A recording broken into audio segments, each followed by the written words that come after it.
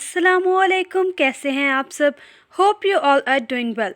मैं आप सबको वेलकम करती हूं अपने YouTube channel literature of English में।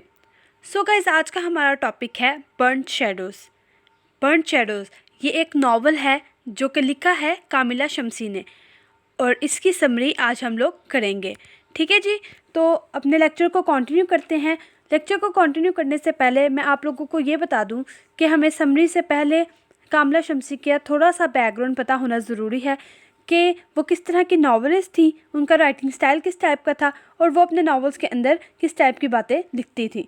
तो जी कंटिन्यू करते हैं। Kamila Shamsie is basically a post colonial novelist and feminist. Kamila Shamsie एक पोस्ट कॉलोनियल नॉवलिस्ट थी और फेमिनिस्ट थी।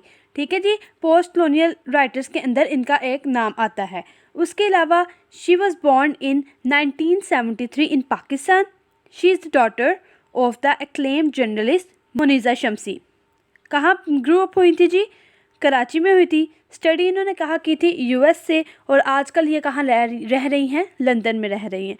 ठीक है, इनकी राइटिंग्स को बहुत ज़्यादा प्राइजेस वगैरह भी मिले थे। ठीक है, क्योंकि ये ज़्यादातर जो थी ना, यूनिक राइटिंग स्टाइल था इनका। किस तरह का राइटिंग स्टाइल था कि बहुत ज़्यादा कंट्रीज़ को, बहुत ज़्यादा इंसिडेंट्स को और बहुत ज़्यादा सिटीज़ को और बहुत ज़्यादा करैक्टर्स को लेकर चलती थी, और जनरेशन्स के बारे में भी इन्होंने एक ही नावल के अंदर बहुत अच्छे तरीके से एक्सप्लेन किया हुआ है। अगर इनके बारे में बात की जाए कि किस तरह से नावल पोर्ट्रे करती थी, तो she portrays her novels very vividly and beautifully cunningly. इन्होंने अच्छे तरीके से बताया हुआ है हर चीज़ को, हर इंसिडेंट को, ताकि एक पढ़ने वाले इंसान को अच्छे तरीके से समझ आ जाए कि उस टाइम पीरियड के दौरान क्या इंसिडेंट हुआ था, और इसकी डेट्स वगैरह के साथ उन्होंने अच्छे तरीके से इलेबोरेट किया हुआ है। अगर इनकी बात की जाए कि इनके कितने नावल्स हैं, बेसिकली इनके 7 नावल्स हैं, जिनके नाम है जी in the city by the sea जो 1998 में आया था, salt and saffron 2000, Kartography 2002, broken verses 2005, offence the Muslim case 2009, burned shadows 2009 जो कि हम लोगों ने पढ़ना है, a god in every stone 2014, translated more than 20 languages. ठीक है जी, इसको मोर देन 20 लैंग्वेज के अंदर ट्रांसलेट किया जाता है इनके सारे नावल्स को। समझ आ गई आप लोगों को इतनी कि कामिला शम्सी कौन थी और उन्होंने क्या क्या काम किए हैं। अगर ये भी बात की जाए तो इन्होंने बहुत ज़्यादा रेक्टोरिकल डिवाइसेस और यूजुअल इमेजेस यूज़ किए हैं अपनी राइटिंग के अंदर, ताकि अपनी जो है नावल को अच्छे तरीके से उसकी पिक्चर को हमारे सामने पेश कर सकें। ठीक है जी, अब हमारा हो गया कामिला शम्सी का थोड़ा सा इंट्रोडक्शन। अब अपनी समरी को स्टार्ट करते हैं। बेसिकली समरी को स्टार्ट करने के लिए मैं आपको बताऊंगी कि बर्न्ड शेडोज़ जो है वो पब्लिश हुआ था 2009 के अंदर, और उसके अलावा ये एक एपिक हिस्टोरिकल नावल है जिसकी सेटिंग है कराची में। क्योंकि जो थी कामिला शम्सी, वो खुद भी उनकी जो थी ना ग्रो अप कहाँ पे हुई थी जी? कराची में। इसीलिए उन्होंने इस नावल की सेटिंग भी कहाँ रखी है जी? कराची में रखी है। उसके बाद बताते हैं आपको कि इसको 4 ड्रामेटिकली डिफरेंट जनरेशन्स में इसको डिवाइड किया गया है, इस नावल को, बर्न्ड शेडोज़ को। और इसकी लोकेशन कहाँ पे आ जाती है जी? 20th सेंचुरी के बारे में, 4 जनरेशन्स के बारे में डिस्कस किया गया है। कौन कौन से 4 जनरेशन्स हैं जी? सबसे पहले तो प्रोलॉग किसी भी नावल का आता है, लेकिन इसमें आते हैं सबसे पहले the yet unknown world, Nagasaki 9 August 1945, veiled worlds Delhi 1947, part angel warriors Pakistan 1982 to 1983, the speed necessary to replace loss New York Afghanistan 2001 to 2002। ये जो मैंने लिखा है, आप चाहे इसका स्क्रीनशॉट ले लें, चाहे अपनी कॉपी पर नोट डाउन कर लें, बट ये 4 मेन सेक्शंस हैं, 4 मेन पार्ट्स हैं, 4 मेन डिफरेंट हमारे पास एसेंशियल्स हैं जिसके ज़रिए से सारा नावल चलेगा।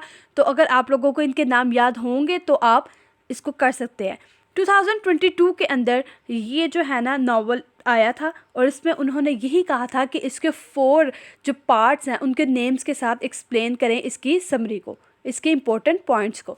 तो आपने ये स्पेशली ये याद कर लेने हैं, ये इम्पोर्टेंट जो उनके नाम हैं, नाम बहुत ज़्यादा ज़रूरी हैं। ठीक है जी, आप कंटिन्यू करते हैं। सेक्शन 1 में क्या हुआ था, समरी कहाँ से स्टार्ट होती है?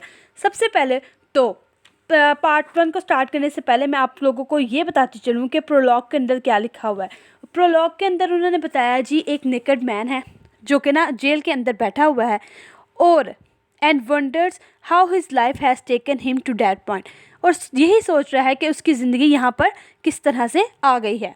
ठीक है, समझ आ गई आप लोगों को? प्रोलॉग के अंदर यही लिखा हुआ है कि एक नेकेड मैन जेल के अंदर बैठा हुआ है और यही सोच रहा है कि मैं इस जगह पर किस तरह से आ गया हूँ और मैं यहाँ पर किस तरह बैठा हुआ। चलें जी, अब शुरू करते हैं सबसे पहले अपने सेक्शन 1 को। तो जी सेक्शन 1 के अंदर हम लोगों को क्या देखने को मिलता है कि दो सबसे पहले मेन कैरेक्टर्स हैं। कौन से जी? हिरोको तनाका और कॉनरेड वेस। अब हिरोको तनाका कौन थी? Basically Hiroko Tanaka was a young women, 21 years old थी। उसके अलावा एक ट्रांसलेटर थी, टीचर थी। ठीक है, समझ आ गई हिरोको तनाका कौन थी। उसके बाद अगर कॉनरेड वेस की बात की जाए तो कॉनरेड वेस बेसिकली जो एक था ना, बिलोंग करता था बर्लिन से, जापान से, लेकिन वो जर्मन आया था। किस लिए जी जर्मन आया था? ताकि वो अपनी प्रॉपर्टी को कैप्चर कर सके और एक बुक लिख सके जिसका नाम था कॉस्मोपॉलिटियन। ठीक है, ये बुक लिखना चाहता था और अपनी प्रॉपर्टी को कैप्चर करना चाहता था, इसीलिए और सीखना चाहता था यूज़र की लैंग्वेज को, इसीलिए उसने हिरोको तनाका को हायर किया एज आ ट्रांसलेटर। ठीक है, हिरोको को एज आ ट्रांसलेटर किसने इंट्रोड्यूस करवाया था जी? युशी नाम का एक बंदा था, उसने इंट्रोड्यूस करवाया था कॉनरेड के सामने हिरोको को। तो जी अब जो थी ना कॉनरेड और हिरोको, कॉनरेड और हिरोको एक दूसरे को पसंद करने लग पड़ते हैं and they fall in love with each other.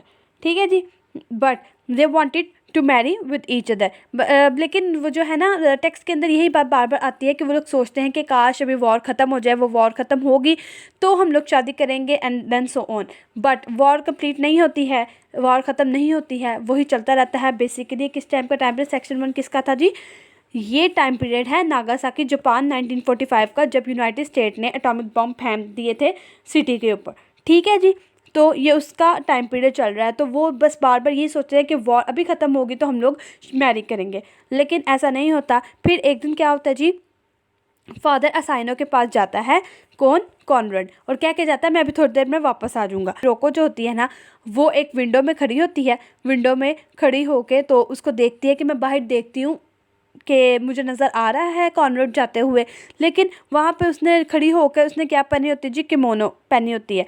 जब किमोनो पहन के वो खड़ी होती है तो एकदम जो होता है ब्लास्ट हो जाता है। बाहर जो ब्लास्ट होता है उसके जो ब्लास्ट के एक्सट्रैक्ट थे ना वो जो थी हिरोको उसकी बैक साइड पर आ जाते हैं और वो लोग वो छप जाते हैं और उसकी पूरी जो बैक साइड होती है वो ब्लड से भर जाती है। ठीक है जी, ये इस ब्लास्ट की वजह से जो है कॉनरेड कभी वापस नहीं आता, वो शायद मर जाता है वहीं पर इस ब्लास्ट की वजह से। और दूसरी तरफ अगर देखा जाए तो हिरोको के साथ क्या हुआ जी? उसकी पूरी बैक के ऊपर निशान आ गया और उसकी जो बैक थी वो पूरी ब्लड के साथ भर गई, जिसकी वजह से उसको PIST की बीमारी हो जाती है। किसको? हिरोको को। तो ये थे हमारा फर्स्ट सेक्शन के अंदर कुछ छोटे से बातें कि जो था वो कॉनरेड वेस जो था मर गया था और उसके अलावा हिरोको वो सिर्फ उसके कॉनरेड के साथ रहती थी, उसके पास रहने के लिए कोई जगह नहीं थी क्योंकि उसकी मदर ने भी ये सुसाइड कर ली थी एंड टाइम पर आके और कहा था कि save my husband to go against himself. ये क्या है जी? ये इसने अपनी मदर ने बेस्ट फ्रेंड से बात की थी कि save my husband to go against himself. अब देखा जाए तो यहाँ पर हिरोको का कोई भी नहीं था और उसको कोई शेल्टर चाहिए था रहने के लिए। अब शुरू हो जाता है जी नेक्स्ट पार्ट बुक का। नेक्स्ट पार्ट बुक का क्या है जी? जिसमें उन्होंने बताया हुआ है कि ये दिल्ली है, इंडिया में 1947 की बात है।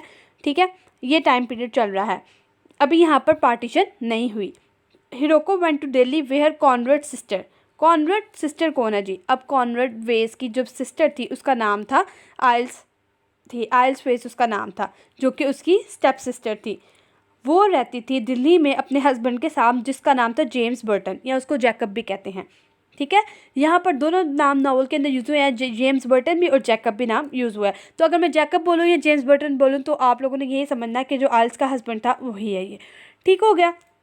अब हिरोको आ जाती है जी उसके पास कॉनरेड की सिस्टर के पास, आइल्स के पास वहाँ रहने के लिए, और उसको आकर बताती है कि मैं उसकी फियांसी हूँ तो मैं यहाँ पर रहना चाहती हूँ।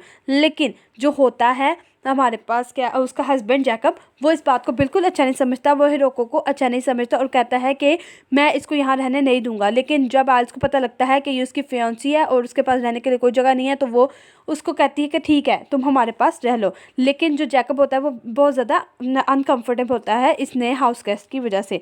ठीक है जी। After some time Hiroko fall in love with Jacob's assistant Sajjad Ashraf. Sajjad Ashraf जो होता है वो एक मुस्लिम मैन होता है जिसको कॉर्नर वेज ने ही भेजा होता है इसके पास रहने के लिए, किसके पास जी, जैकब के पास, एज एन असिस्टेंट। तो अब उन दोनों को आपस में एक दूसरे से लव हो जाता है। बट बेसिकली जो होता है सज्जाद अशरफ जो होता है एक मुस्लिम मैन होता है। सज्जाद की जो फैमिली होती है वो स्ट्रिक्टली रिलीजियस होती है। ठीक है, वो कभी भी इस शादी को नहीं मानेंगे कि हिरोको की और सज्जाद की शादी हो।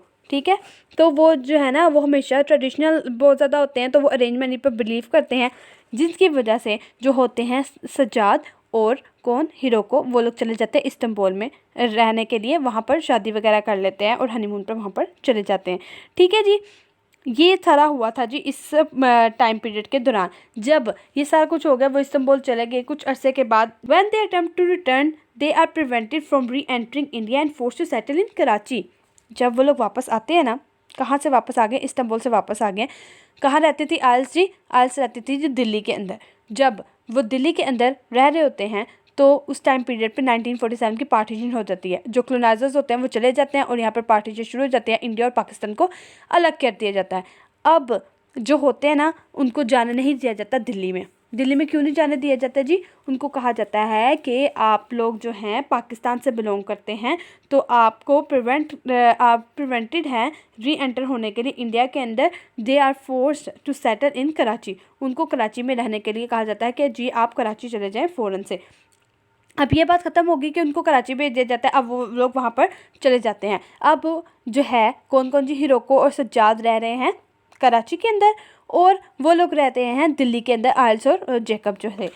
अब स्टोरी जंप करती है जी 1982 में। 1982 में उसके बाद आ जाती है थर्ड सेक्शन शुरू हो जाता है। 1947 से डायरेक्ट 1982 मतलब 35 ईयर्स लेटर सेक्शन 3 शुरू हो जाता है। This part start after 35 years. Sajjad has been forced to give up working in law and instead helps run a soap factory. 35 साल बाद ये पार्ट शुरू हो रहा है। इस टाइम पीरियड के दौरान जो थे, ये पाकिस्तान 1982 की बात है। ठीक है जी, सज्जाद को बहुत शौक होता है कि वो लॉ में काम करे, लेकिन कुछ उसको फोर्सफुली कहा जाता है कि तुम लॉ की तरफ ना जाओ और इसके अलावा जो है वो सोप फैक्ट्री को रन करो। ये सारी बातें उसके ज़हन में होती हैं, किसके ज़हन में, सज्जाद के ज़हन में। उसके बाद क्या होता है जी, उनका एक बेटा होता है रज़ा, 16 ईयर ओल्ड सन। जी हाँ, 16 साल का हो चुका है रज़ा। कौन है जी, किस किस का बेटा है जी, हिरोको का और सज्जाद का। उसके फादर जो कि सज्जाद होता है वो चाहता होता है कि रज़ा जो है वो भी लॉ करे, लेकिन जो ना रज़ा होता है ना वो बेसिकली तो एक अच्छा स्टूडेंट होता है, लेकिन जब भी वो ये लॉ के पेपर्स देने जाता है तो वो फेल हो जाता है। ठीक है, और नेशनल टेस्ट में पास नहीं हो जाता। इसके नेशनल टेस्ट में पास ना होने की एक मेन वजह ये होती है एनग्जाइटी की वजह से वो कभी भी पास आउट नहीं कर पाता। उसके जो साथ के जितने भी फ्रेंड्स वगैरह होते हैं वो आराम से पास आउट कर जाते हैं और अपनी अपनी ज़िंदगी की तरफ चले जाते हैं। तो जिस वजह से रज़ा जो है ना बहुत ज़्यादा एनग्जाइटी का शिकार हो जाता है। अब नेक्स्ट हमारे पास क्या पॉइंट आ जाता है जी, जो कि फ़िश मार्केट का इम्पोर्टेंट पॉइंट है। रज़ा की फ्रेंडशिप हो जाती है वहाँ पर फ़िश मार्केट के अंदर। एक अफ़गानी लड़का होता है जिसका नाम होता है अब्दुल्ला। रज़ा और अब्दुल्ला बहुत अच्छे दोस्त बन जाते हैं। अब्दुल्ला उसको बार बार एक ही बात कहता है कि मैं मिलिट्री ट्रेनिंग कैंप ज्वाइन करना चाहता हूँ ताकि मैं फ़ाइट कर सकूँ अफ़गानिस्तान वॉर में सोवियत यूनियन के ख़िलाफ़। ठीक है, तो ये उसको बार बार कहता है। तो रज़ा उसको कहता है कि मैं तुम्हारी मदद करूँगा कि कैंप के अंदर जाने के लिए। तो दोनों जो होते हैं वो मिलिट्री ट्रेनिंग कैंप ज्वाइन कर लेते हैं। The leaders of the camp suspicious of Raza's affiliation with the American हैरिबर्टन।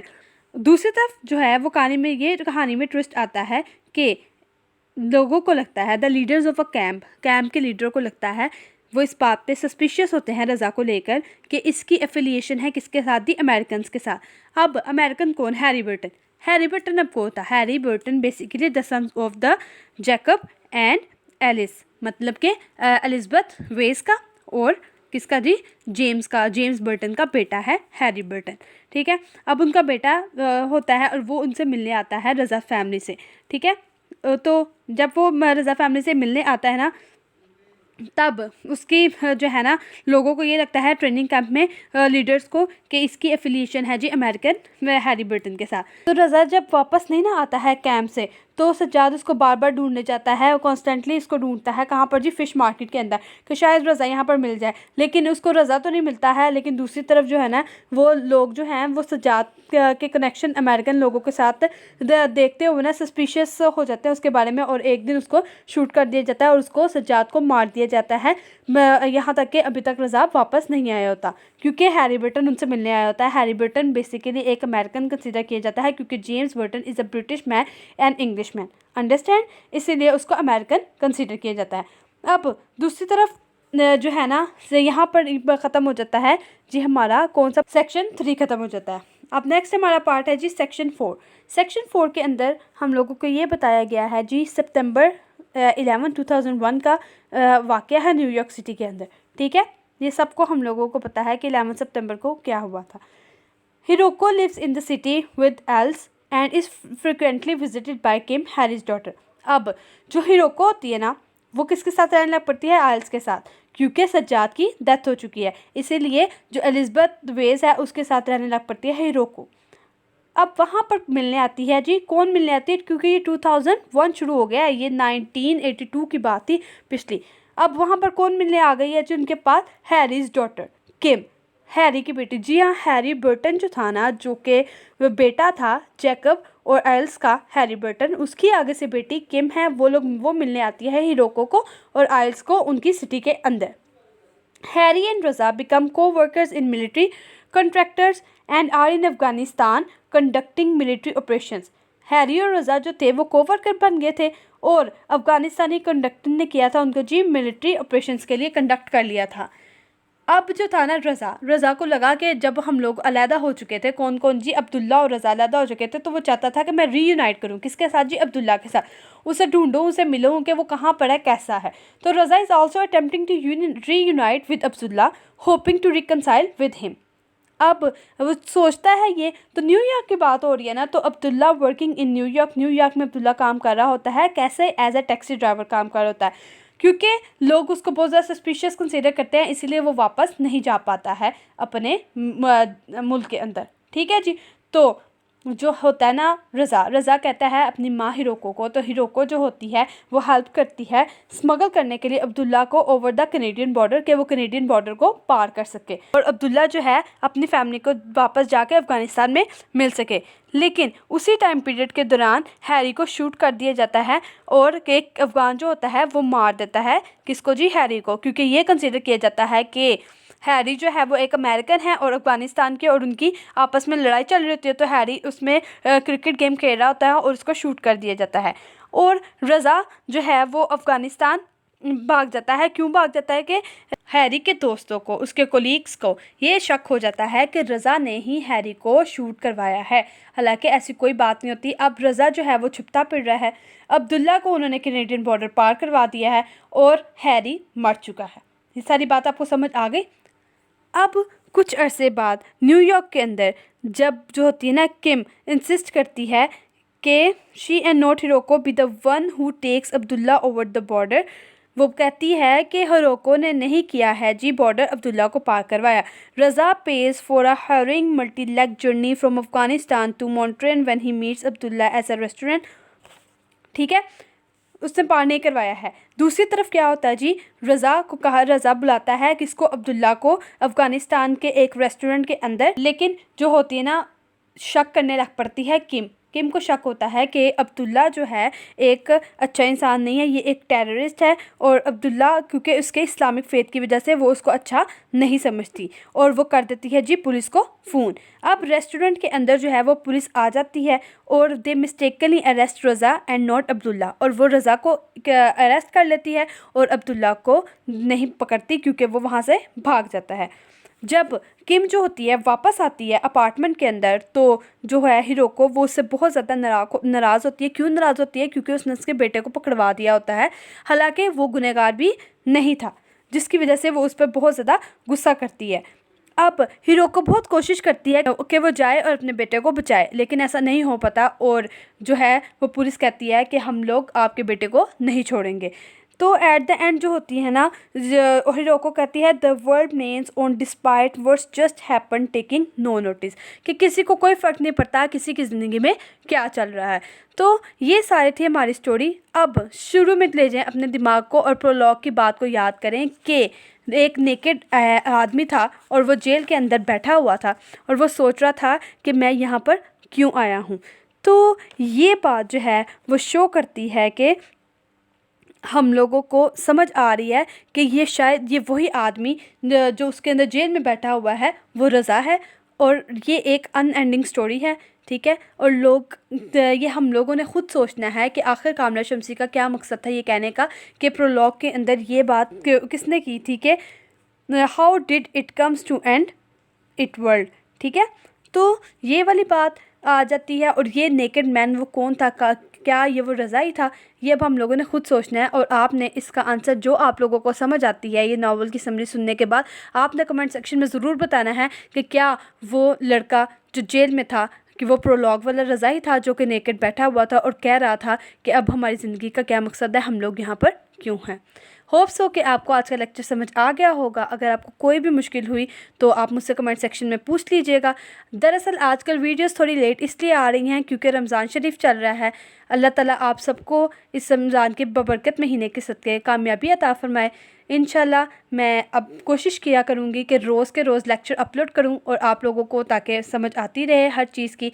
Next जो मेरे लेक्चर्स होंगे वो इंशाल्लाह इसके टाइटल सिग्निफिकेंस होगी और इसके थीम्स होंगे, तो आप ये लेक्चर ज़रूर सुनिएगा। इंशाल्लाह आपसे मुलाकात होगी फिर। Thank you so much.